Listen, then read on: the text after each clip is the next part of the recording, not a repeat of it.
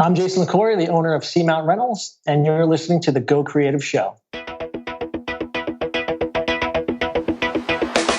Hey everyone, my name is Ben Consoli. I'm a director and owner of BC Media Productions. And this is the Go Creative Show, a podcast for filmmakers. So today we're talking with Jason Liquori. He's the owner of Seamount Rentals in LA, and he's on today because he's going to talk all about remote production. Now, his company has provided remote production tools for Jimmy Kimmel Live, Ellen, The Late Late Late Show with James Gordon, Disney's Family Sing-Along, and countless other shows, Carpool Karaoke, and more. Now, he is going to give us some really in-depth information about how to set up a remote production workflow for your business. We talk about specific equipment, we talk about specific software, all the challenges that he faced, and more. So this is a really important episode for all of us trying to figure out how do we pivot to a new workflow in this COVID world. And Jason talks a lot about that. You guys are going to love what this conversation is all about.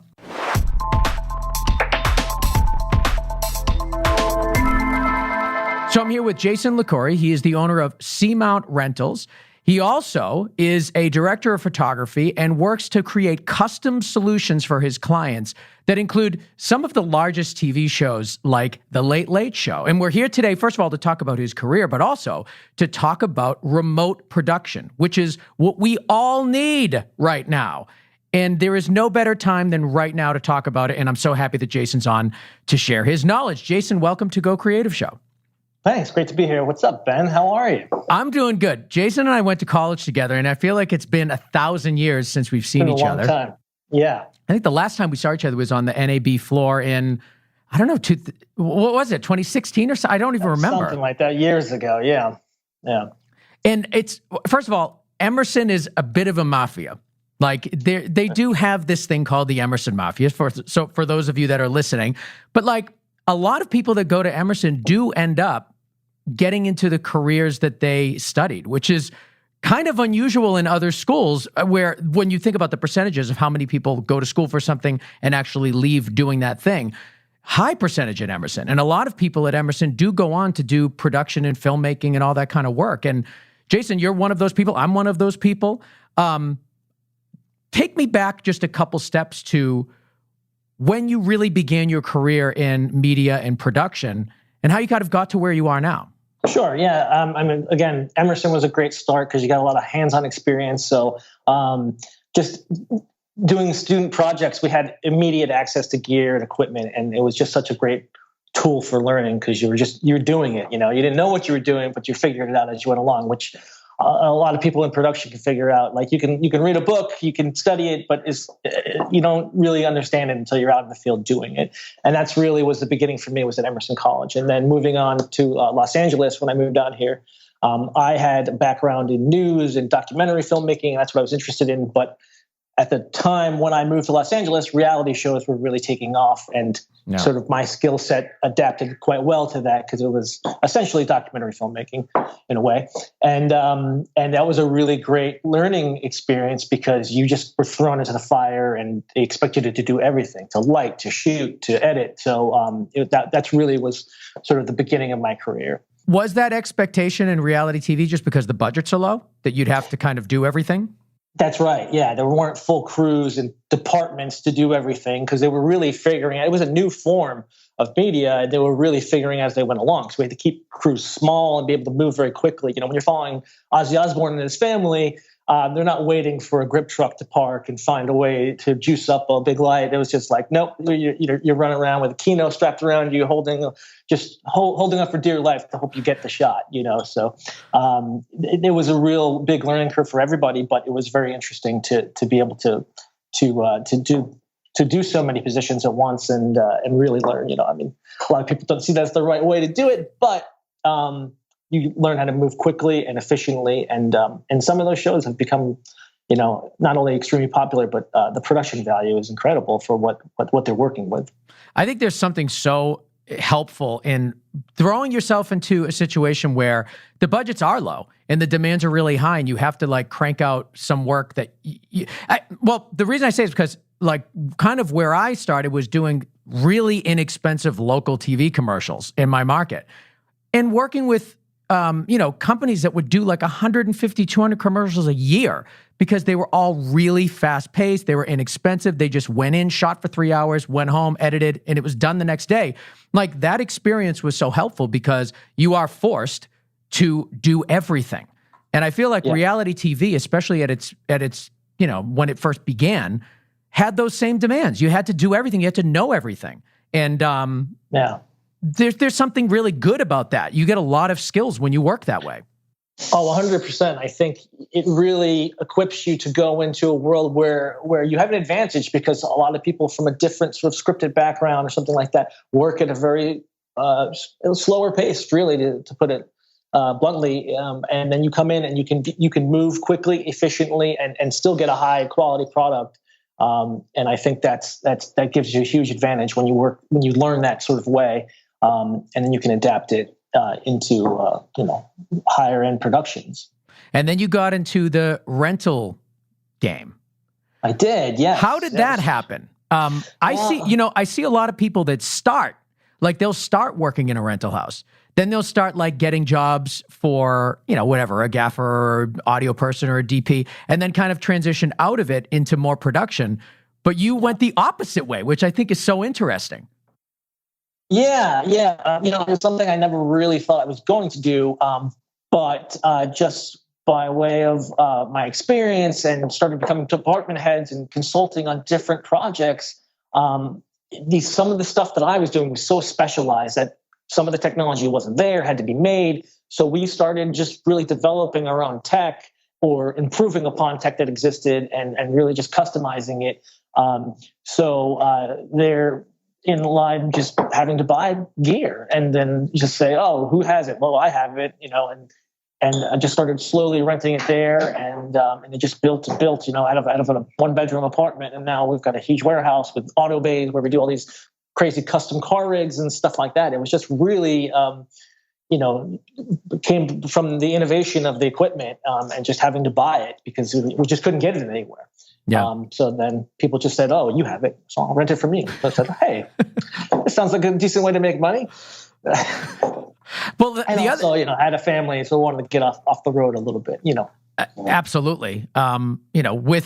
With age comes wisdom, and some of that wisdom is maybe I don't want to be on the road 250 days a year. Yeah. For me, it was really like the light bulb went off when, hey, I've been doing 16, 18-hour days for other people for my whole career. Why don't I step back, start doing 20-hour days for myself and see what happens? Yeah. And it was a great choice because, one, I'm just on balance, I'm just happier because I get to pick and choose a lot of the projects I work on now. Mostly the only projects I go out on personally are for my very high-end clients who want to see me there. But otherwise, I get to hire all these great freelancers I've worked with over the years. I also have full-time employees that I can mentor and give a great livelihood to, and which is really like one of the most rewarding things of owning a business for me, anyhow. Well, the demands of production have changed. And I think right now we are seeing a lot of people trying to pivot to remote production. We've done it at BC Media Productions. I mean, we just had a 2-day more traditional shoot the past couple of days where we had a cast and a crew and we were on a location. But a large portion of our work since COVID-19 hit has been remote. And I want to, whenever possible, kind of do these episodes on Go Creative Show where we show this new workflow, show different ways of doing it at high-end levels, mid-size levels, lower-end levels. And I think this is where production is going to go, even after COVID-19. The ability to have a full remote production solution for people is going to be essential.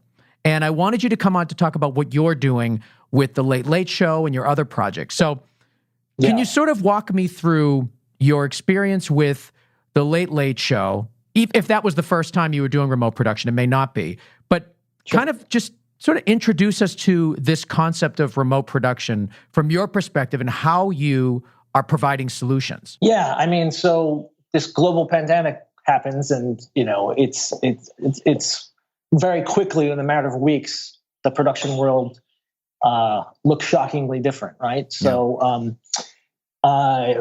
a lot of us got together in the engineering world, and then the producers started coming in to start to discuss how can we get shows back on air. So first, yes, started helping with the Late Late Show of James Corden's show.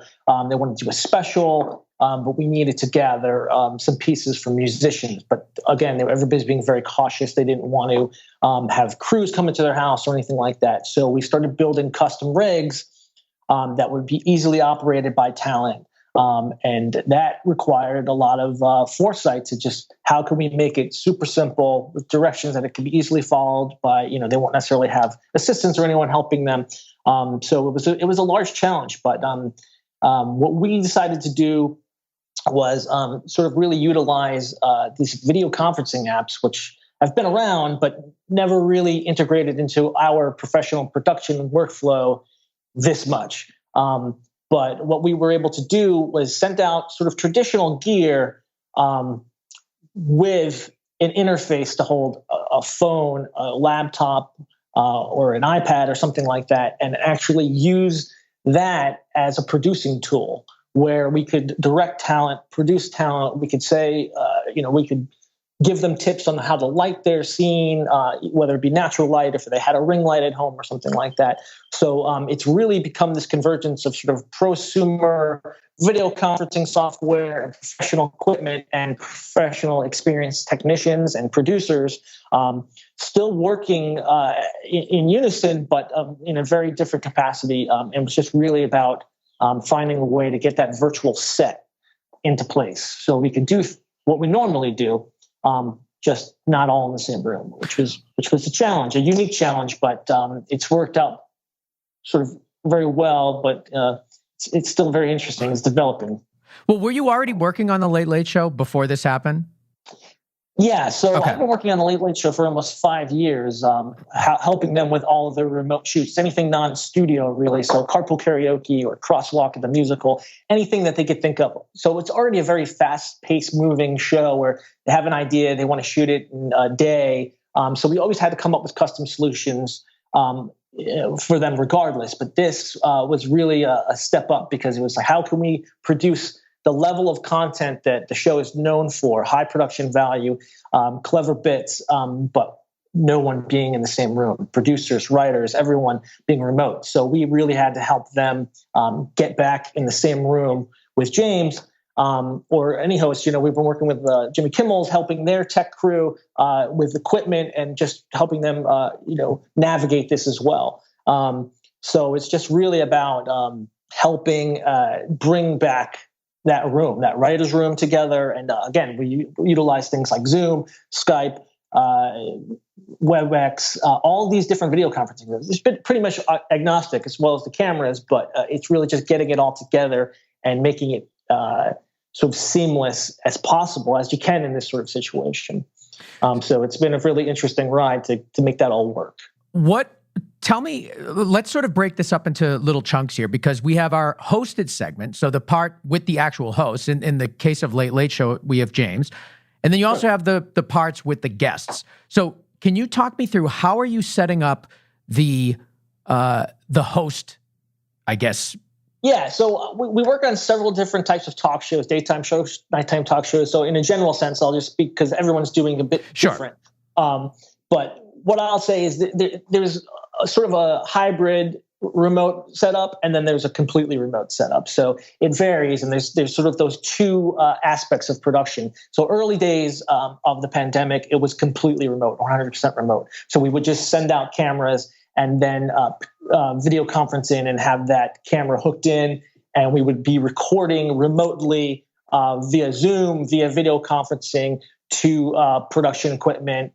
And then ingesting that into the system and editing those pieces, but mostly tape pieces. Now, when the shows started to want to get back to more normal scheduling, trying to get shows on every night, then that became more of a hybrid where we'd have, some crews, very small social distancing crews with PPE on, going to locations or, running fiber out a mile down the street into a car where they could sort of remotely control cameras or decks or recordings but never really have to interface with the talent directly or put anybody at risk. So that was a big challenge, but one that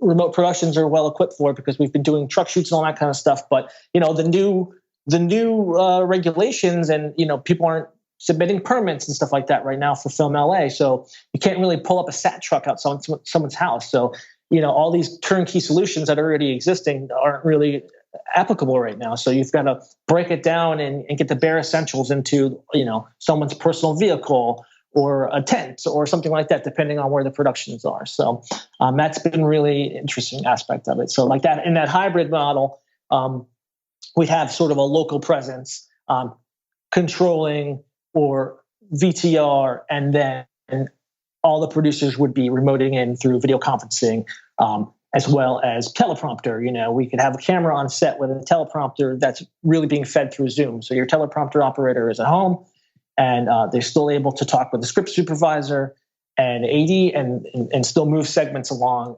And that was really another large challenge of remote production, is getting the timing back, because there was a lot of delay in shooting segments. So when we would be able to get 15 segments back on a normal day in the set, then we were getting 5. But now that's steadily increased as we've streamlined the process. What is the normal equipment package that a host would have in their house?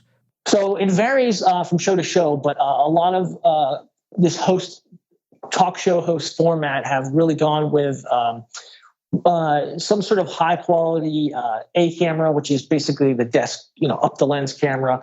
And those vary from Blackmagic cameras, depending on the space. If you're in someone's home and you don't have a lot of space, all the way up to some FS7s, and F55s, and higher end cameras. And then for our ancillary cameras, we've used a lot of robotic cameras. So we're a big fan of the Sony BRC 1000s, the 4K Robos. It's got a 1-inch sensor and really high quality image.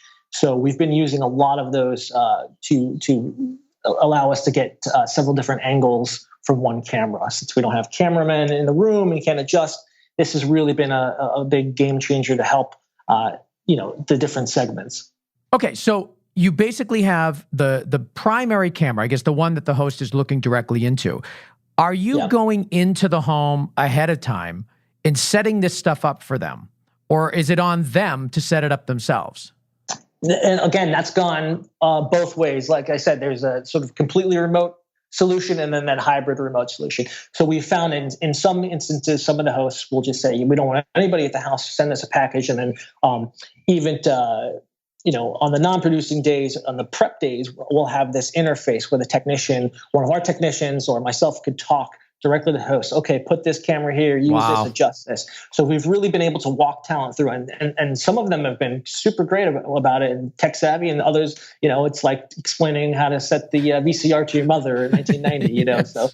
So it's been a mixed bag. But then others have a higher comfort level. They're either quarantining with some staff, or their PR people, and we've been able to help them set it up, or others have just let a limited crew into a secure space, like some people are doing it in their back house or in a garage or in a basement or something like that, and they've allowed a small crew to come in with mask and glove and sanitize rooms and gear, and then leave. And then be walked through how to turn things on, or all that stuff's been remotely. And that's really been the sort of the evolution of this, because some of this stuff had to happen, 24 hours, like, hey, we need a shoot to happen.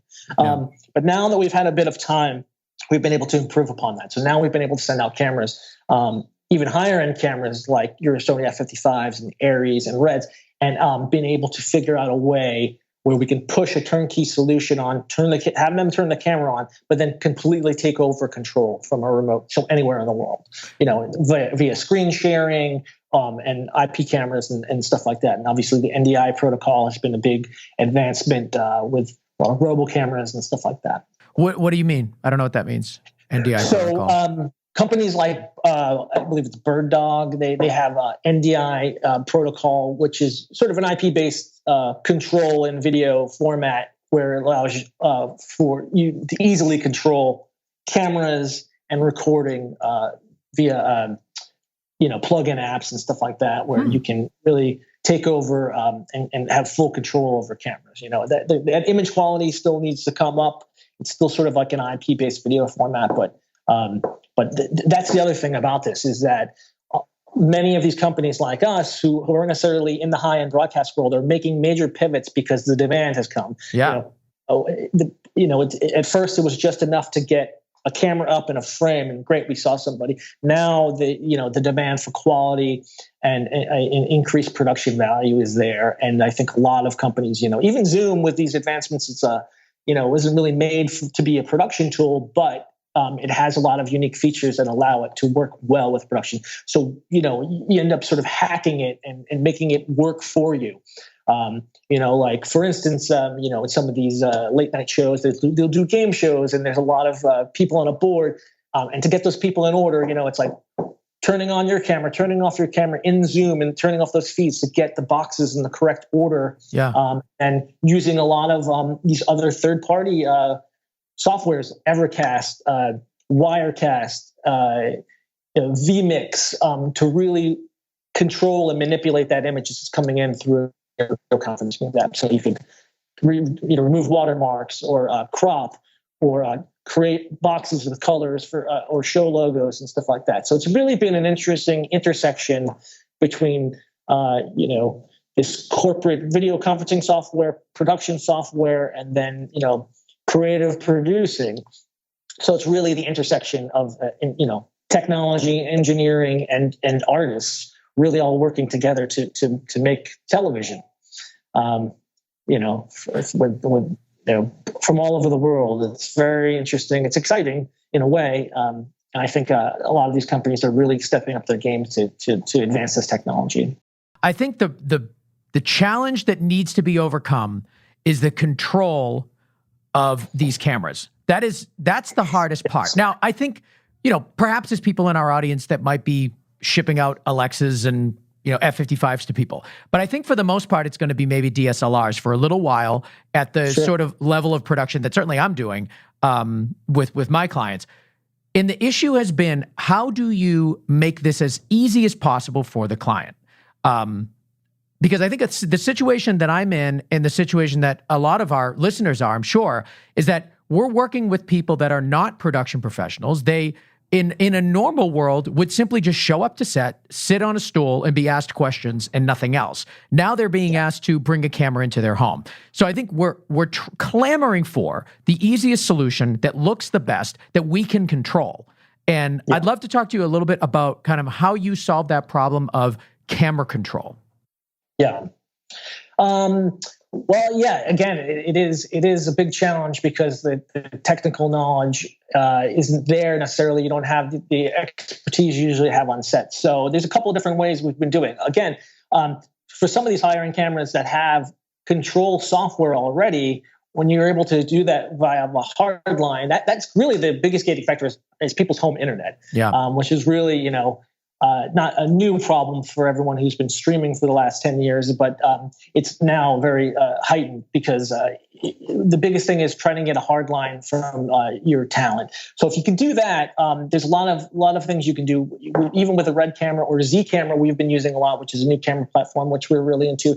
They're also introducing NDI protocols, but you can also do IP direct control of some of their newer cameras. So if you can have a laptop that has the control software up. Now, again, this could be this hybrid model where there's sort of a local AC, or even if it's just a messenger who drops this package at the door, totally sanitized, rolls into the house, the computer's already booted up. All they have to do is click on a link to a Zoom, and then if that software is running on that computer, via TeamViewer or some sort of screen sharing, your technician can take over control of that camera and have iris focus control. And then it's, also, some of the packages we're sitting in have lights that can be either put on a stand across as a backlight or just really lighting the person's face.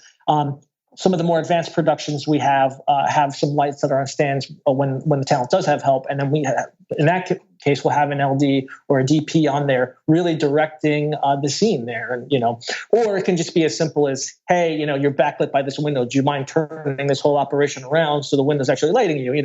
All these little tips that people don't think about that we're never going to replace crews and the amazing talent out there. So it's just a different way of thinking about utilizing that experience. And now it's just becoming like this interface. It's your directors and your artists and your DP and your talent are directing talent from afar. It still can be done. It's just really getting this tool to work for you. But yeah, as far as control, that's what we've been doing. A lot of screen sharing apps, and then. Again, to your point, some of the smaller, simpler stuff, we've been utilizing the Sony RXO Mark II, which is a great camera. It gives you S-Log2, again, another 1-inch sensor. It's tiny. It's smaller than a GoPro. It's very easy to use. And then pretty decent autofocus tracking features for the face. So that's been a really great sort of lower end option where it's just talent operating themselves, but they don't want to be intimidated by a large camera. They can click that and go, and it can be run right into a computer running Zoom or whatever video conferencing app you're using. And that's been a really great tool for us as well. So the big thing is you got to get a camera in their house. You have to somehow get the camera to be seen by the computer as a webcam. Yes. And then you want to have a camera that has a corresponding app that allows you to control as much of the functionality as possible. But so after all of that is there. Like right now on my system, I'm using the Sony imaging app. I'm using Sony Imaging Edge, the remote app, and I'm able to control my camera as a webcam. Great. But the issue becomes controlling people's systems. And I know you mentioned TeamViewer. A lot of people don't even really know what TeamViewer is, because its intended use was really for customer support. It certainly wasn't made as a video production tool, but it could be a huge benefit for people because it allows you to take over someone's computer, and that means you're in control of their mouse. So the person on the other end can just, that's it, hands off, and now you control the app that is tied to the camera. Talk to me a little bit about that, because I think that's a tool that a lot of people just don't know about. They've never heard about it, and not even thinking about how much that opens up the possibility for them. Yeah, exactly. It's kind of like I mentioned before. It's kind of utilizing all this stuff that's been out there already, but really focusing on what we do for productions. And yeah, like I said, TeamViewer allows you to take over somebody's whole screen. You can go through their apps and apply them. So if you're sending a computer that's already set up with TeamViewer, your technician or the producer can control that. They can just take over that mouse if it's running the program software. So great cameras for this would be the Z camera that has its own camera control software. Red Full Control is a great software. Sony has a great control software. And again, now if you're using these with EF lenses, or in Sony's case, your E-mount lenses that have smart connections, you're actually able to control full control from iris to focus. And that's really been the biggest challenge, is trying to figure out something that can do everything. Because in ARRI, you can use that protocol as well, which we've done. But that's got to be more of a hybrid approach, because you really can't control the focus of the lenses without sort of an apparatus. Even if you're using their wireless control app through the motors, you still need to be localized to do that in some capacity. What camera system you've been mentioning Zcam quite a bit, and and maybe that's your answer, but do you have a recommended camera that has a really good software package that allows you to control as much of the camera as possible? Yeah, I would say Zcam offers you a lot of user controls in that way, and the key for us also is the ability to hardline that camera with Ethernet, because that has got an Ethernet built right into the camera. And now there are other cameras that have adapters that allow you to give that hardline, because the biggest gating factor for something like this is that a lot of them need to be either connected via Wi-Fi. And now when you create a closed network with the camera and the local computer, you have to get off of the actual Wi-Fi in the location. So therefore cutting you off from the outside world. All right, hold on. I just want to make sure I'm understanding. So you're saying that a lot of the cameras that you're talking about, they sort of provide their own Wi-Fi network, and that's the only way you can connect to it. So you're not hardwiring. Well, you are in some cases, but we are. Yeah. Okay. No, let me clarify. Yeah, I just want to make sure I'm understanding it. Yeah, what I'm saying is a lot of cameras these days have control software built in, right? Which is great if you're there on set. But now that we cannot be there on set, we're trying to control this remotely. Yeah. It becomes imperative that you can hardline that control application to the camera with a localized PC or Mac. Okay. Because if that control software can work on the computer and then be hardlined to the camera, controlling it locally, you could leave that up and leave the Wi-Fi or the internet connection in place to the camera. And then, if you're using an internet switch or something like that to allow outside network in, therefore you can control the app remotely. Because, what I'm saying is if you have to create a closed network between your camera and a Wi-Fi device, you have to take that camera off the network to achieve that, which is going to lock you out. So you want to make sure that the camera that you select is able to hardwire into your computer, allowing you to recognize it as a webcam, but then also give you the control so that app doesn't have to run over Wi-Fi. Exactly, okay. because that local computer has the app open. So in theory, you could be controlling it in the room, but since you're not in the room, you can screen share that to that computer and therefore run all the applications on that computer. This, particularly the camera control software, and then boom, you're in the room with the computer from afar.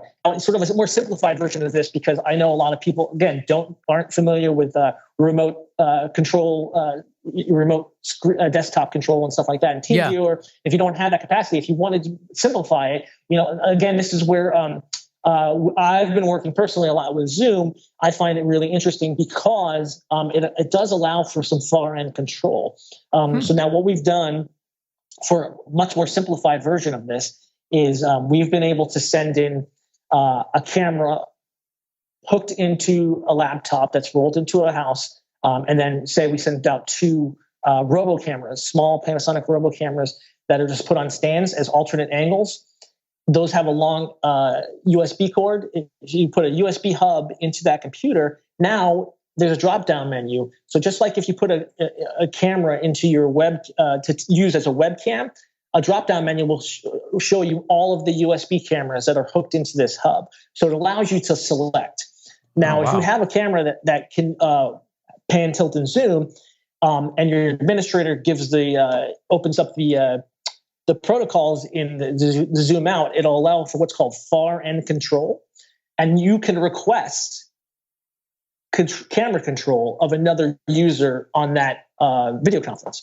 So I've done this for some clients where we just set it up as we're on the same Zoom. Now you can hide yourself as a non-participant also. So if you don't want to see that technician, they don't have to be in the room with the actual shoot, but then they can take over that control, and now a virtual joystick comes up, and you can actually control those pan, tilt, zoom cameras from anywhere in the world. Wow! As well as select from that USB hub. So say you have 4 or 5 cameras into a USB hub into a computer, that far end user can scroll through those. Now, again, these aren't really live cuts or live moves. I wouldn't say that, but it allows you to sort of do a virtual cut of different cameras in a room. So if you had, say you were shooting a virtual cooking show, and you talk your talent through shooting setting up an overhead shot, setting up the down the lens shot, and then sort of a side angle shot, right?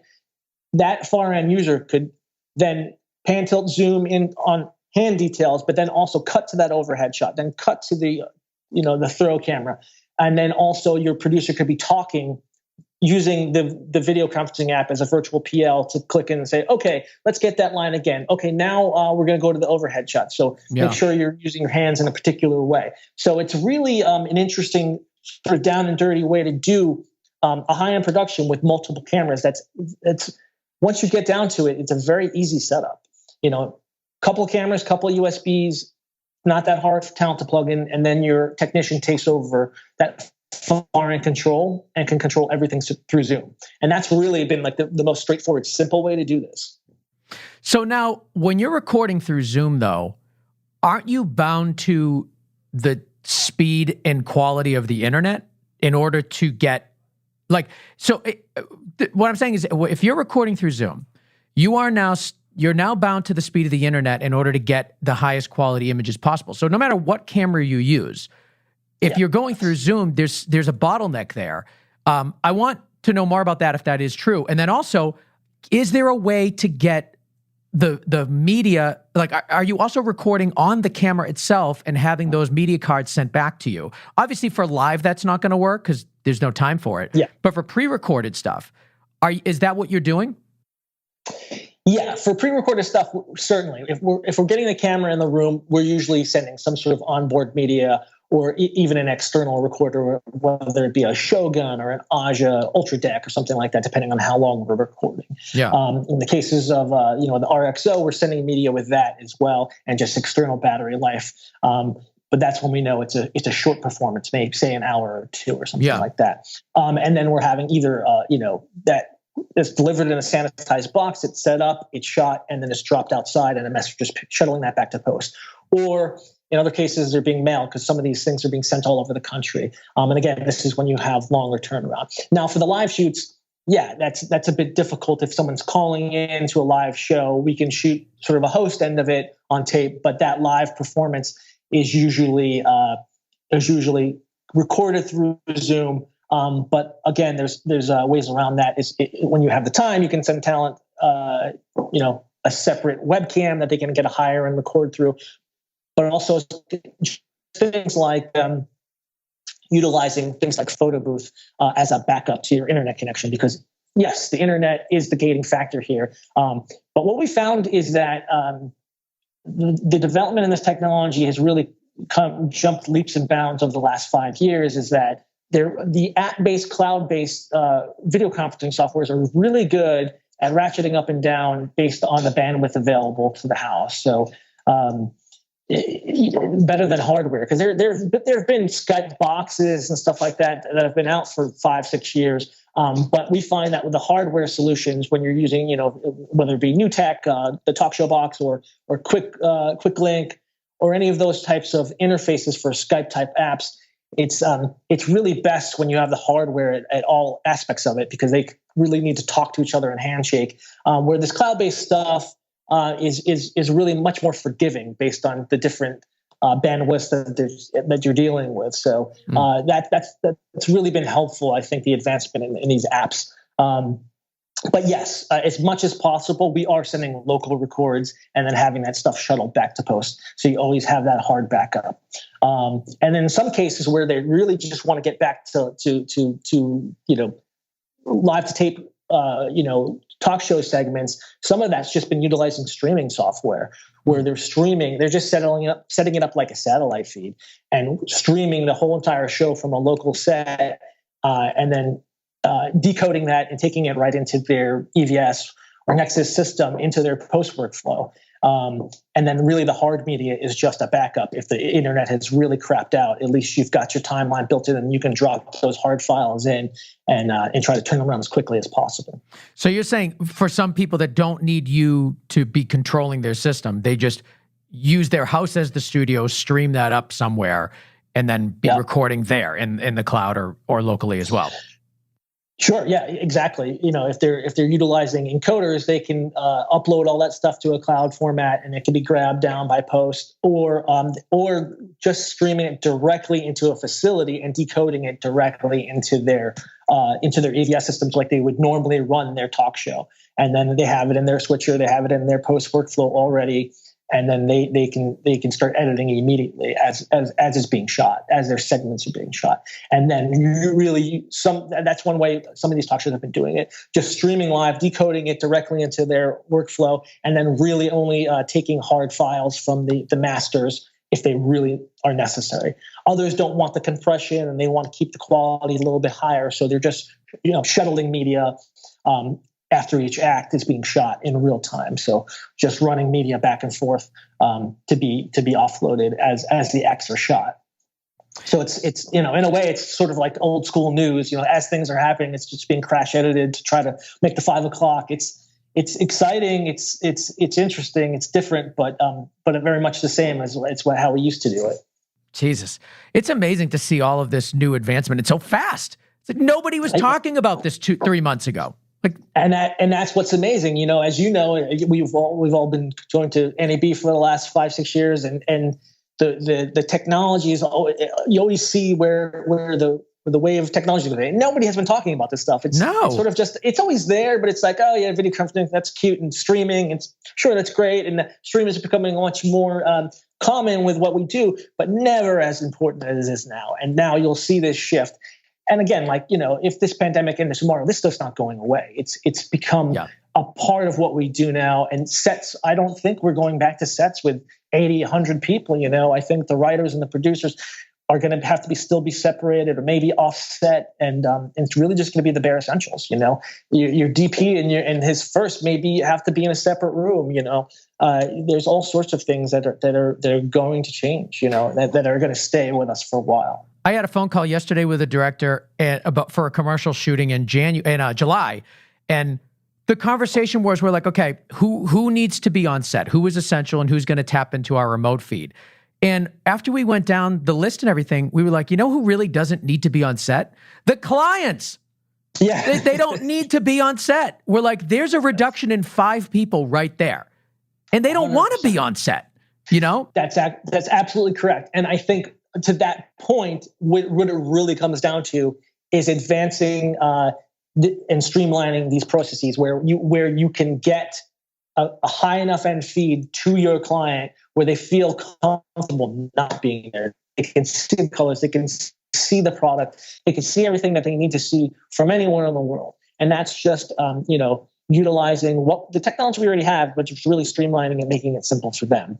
Because, you're not going to have clients downloading apps and this and that. It's just, you have to make it, dummy proof, and just, here's the link. Here's your image, and then and we've been able to use some of our existing technology. We have a lot of custom products that we make where say there's a multi-view of 5 different cameras being shot on set, but you don't have time to run back, or there's no control over the switcher, so you can't switch to that.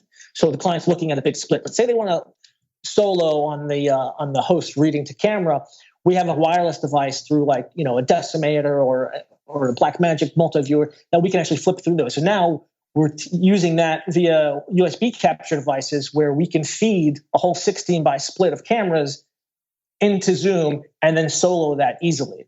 So say there's 2 people on set, you could have that image being shot. So the director can just be in your ear and say, "Oh, give me camera 5. Let me see that." And everybody can pin that in their video conferencing app and have that full screen.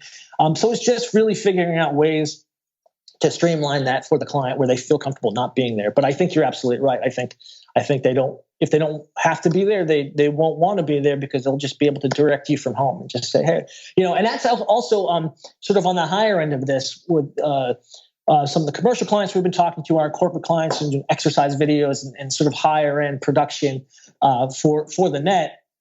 It's really we've been talking to a lot of our friends. It's companies like Frame.io and Deluxe One, where they already have these digital assets that can be moved and shared all over the world for these higher end productions. Which I think those technologies been around, but really relegated to really high-end film and commercial work, but I think that's going to become much more the norm, and these companies are going to become invaluable as far as collaboration, because your DP, your director, your FX person could be in London, and you guys can all be working on the same clip in real time and then sharing those assets across their platforms. So these cloud-based digital asset sharing programs are, I think, going to become a huge, important cornerstone of production moving forward. There's a couple of things I wanted to hit as we're sort of getting to near the end of the show here. And one of the biggest challenges that I've found is audio. How are you dealing with audio in remote production? Yes, you can get a camera attached. Yes, you can control the features with TeamViewer, but audio is a really big challenge when trying to figure out how to do this remote production and get the highest quality you can. Yeah, that has been a big challenge. And again, remote controlling audio is difficult especially through these apps, because there's these compressions and stuff like that. And that's where, again, conferencing apps are advancing. And, with some of the updates with Zoom, you have a lot of audio advanced settings that you can turn off noise cancellation. You can reduce it, make it a moderate suppression rather than, just come automatic where, it thinks a car alarm is going off on your video conference. So it's just crushing. Yeah. It's really hard to get a drum roll going on a talk show when it totally cuts out the front end of that rim shot. So, so it's a learning curve of sort of hacking that software to figure it out. But there are a lot of other sort of third-party program plugins that you can do. And again, I'm not an audio engineer, but having those people on set is still going to be key to achieving the best set audio you can get. So you're still going to have your skilled technicians. They may not be on set, but they're also going to be able to provide a lot of great insight into how to sort of manipulate these apps and remote productions to get the best quality sound. And again, it comes down to also you have to get a microphone in there, just like you have to get a camera in there. Yeah.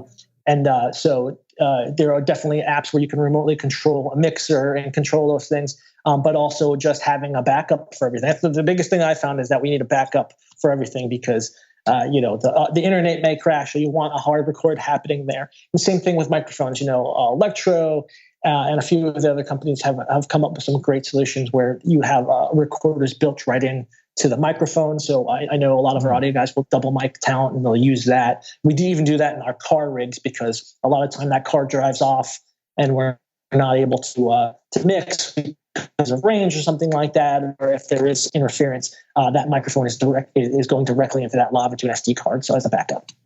So we've been utilizing things like that as well. Do you know of any applications or equipment packages that you would recommend for people doing this that want to, like the issue that I have is when I use Sony's imaging app, I get functionality from the camera, but I do not get an audio meter. I don't get audio at all. Audio doesn't come through. So if I want to capture audio, I need to find a solution where I can have just as much control over some sort of an audio capture device and monitor audio. And it just is, it was like a whole new avenue of complications that I was like, God, I was so excited that I got so much set up with the camera. And then when it came to audio, I'm like, oh no, I'm back to square one. What am I going to do now? I'm dealing with a lot of talk shows and talent where they're trying to do live performances or sing. And that becomes difficult because there is delay. But what's interesting is in some of these apps like Zoom in particular, you can go into the settings and look at something called the statistics menu, and it'll actually show you the latency in real time as the conference is running. So you could say, oh, there's 4 milliseconds of delay in my incoming and my outgoing. So then there's some audio programs that you can sort of remote in. Third party you can open up and run through Zoom that'll actually allow you to delay your audio at the same rate as the video is delayed to try to get that sync up a little bit closer together. And that's really been helpful, I know, for a lot of live productions and live music. But again, when you can, we try to have people pre-tape as much as possible so we don't have to deal with it. But it's a whole new ballgame. And yeah, the audio is this whole separate thing. And that's really what it comes down to is in this remote productions, you can roll this stuff in, but there's never going to be, no matter how good it gets, there's no replacement for the talent of these crews that are out there and their experience with their engineering. And it's just really a different way of applying it in this particular case. So you're still going to need that really great audio A1 to be there to help you through those bumps and bruises of figuring this out, because it's not really that dissimilar to remote productions with satellite feeds and wireless video transmissions, because there's always sort of that sound sync issue. So again, it really comes down to sort of rather than syncing it, it's delaying it at the same point as which the video is delayed. So it's really trying to doing that math and figuring that stuff as you go. But there are some great programs that are developing to work in unison with these conferencing apps and remote productions that allow you to control that stuff quite a bit. So someone like me calls you up and says, I am looking for an equipment package to do a, low budget, medium-sized budget remote production. I have, interviews I need to do. I need to have a director communicating with the subject. I need the subject to have good-looking video, good-sounding audio. I need them to be able to record it locally on their device, but also stream through Zoom or the like so that we can communicate with them. What is sort of an equipment package that you would recommend as C-Mount Rentals? If somebody called C-Mount Rentals and said, I need equipment for this task, what would you recommend to those people? Sure. Yeah. Again, it comes down to the scale of the project, but corporate video, sure, let's say.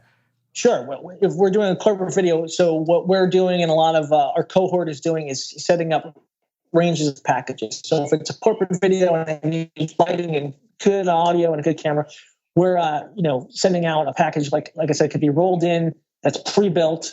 It could be an FS7 with a capture device that's going right into a computer. So that's already set up for the talent. Mm-hmm.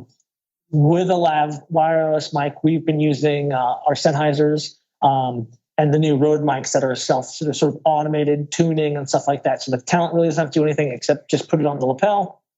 And we've also been sending out Zoom recorders that their audio could be patched into. So they have a high-end audio recording separate from what's being sent to camera.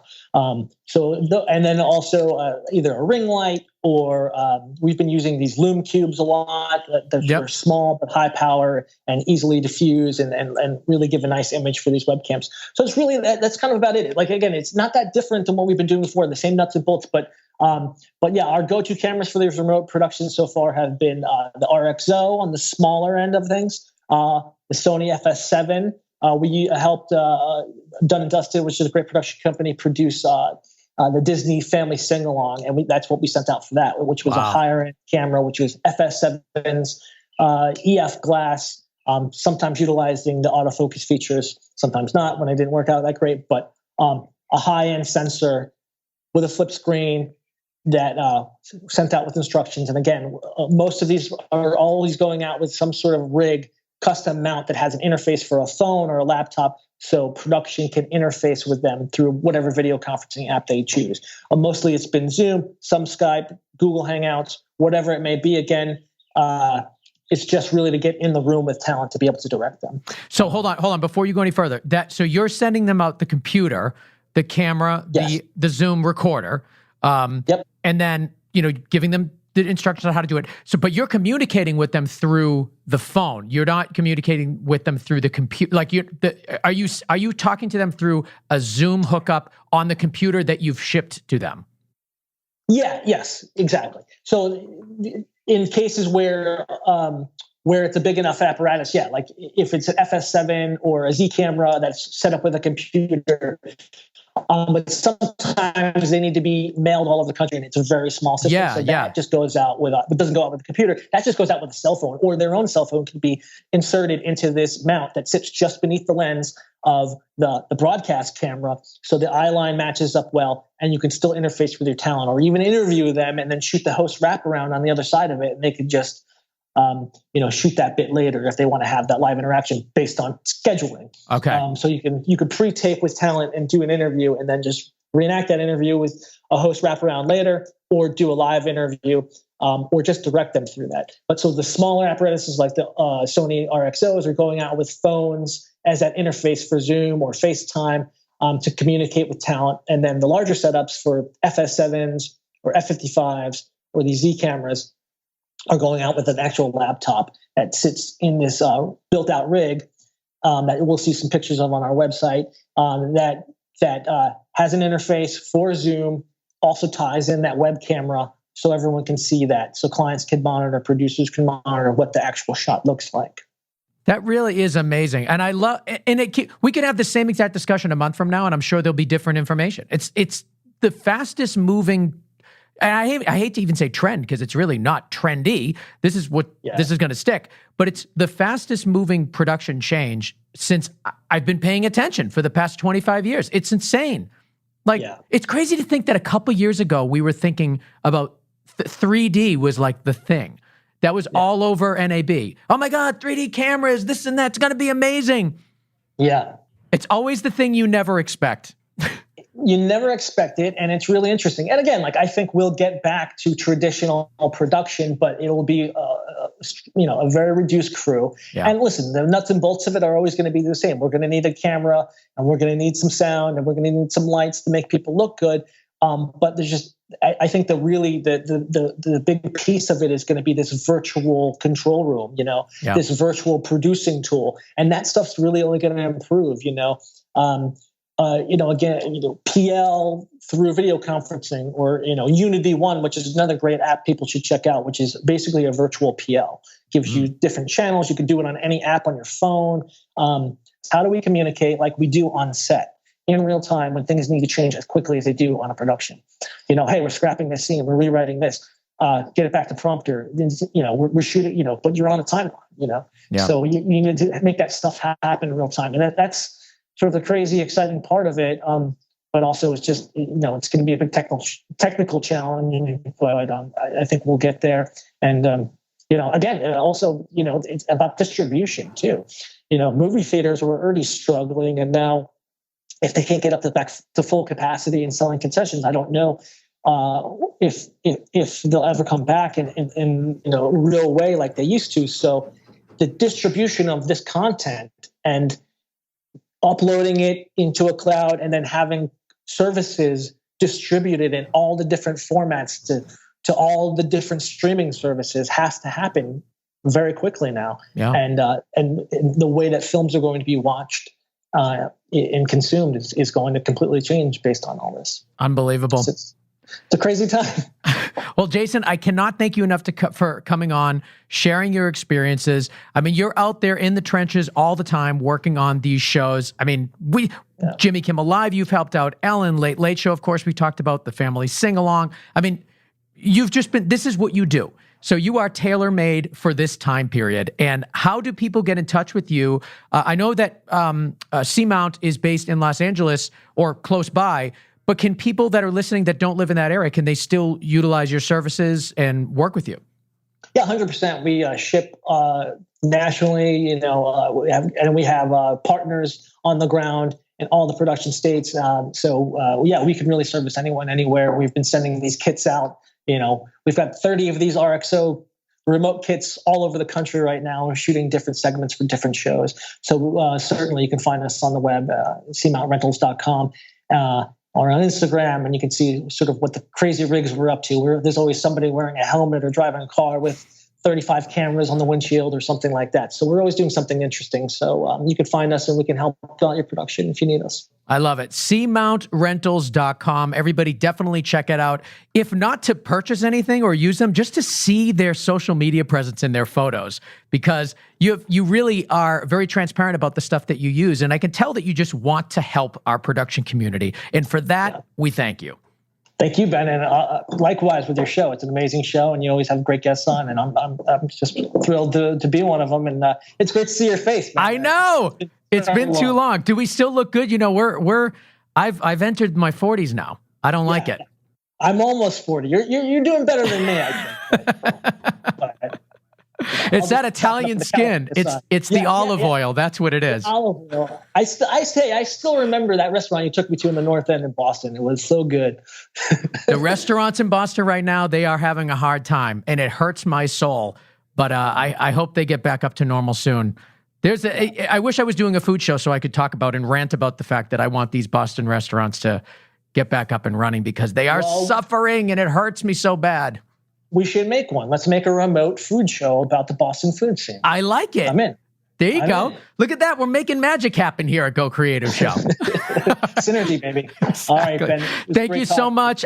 Guys, of course, I'm going to put a link to all of his stuff that he talked about in the show notes. But there it is, cmountrentals.com. Check it out for yourself and rent those kits, because this is the new normal. As much as I hate saying that, but it is true. You have to know how to do this stuff, and C-Mount can help. So check them out for yourself. Jason, thank you so much for being on.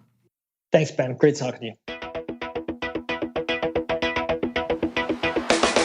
All right, I want to thank Jason Liquori for coming on the show and sharing his experiences in remote production, right? This is where we're all headed, whether you like it or not. So episodes like this are meant to help us all, myself included, be able to keep production companies running, keep production alive in our changing times. So I want to thank Jason for coming on and sharing all of that. I also want to thank our producer, Connor Crosby. You can find him at ignitionvisuals.com, and Matt Russell, who mixes, masters, and makes the show sound so good. You can find him at gainstructure.com and on Twitter at gainstructure. But of course, all things Go Creative Show are right there for you at gocreativeshow.com. Links to our social media, subscription links, all sorts of stuff. It's all there. The show notes, everything we talked about today is there at gocreativeshow.com, as well as all of our previous episodes as well. So again, thank you so much for listening and sharing and being part of our Go Creative Show community. Without you, the show wouldn't exist. I also want to thank MZ, Education for Creatives, and PostLab, stress-free collaboration for Final Cut Pro and Premiere. Thank you so much for listening, and we'll see you next week on another episode of Go Creative Show, the podcast for filmmakers.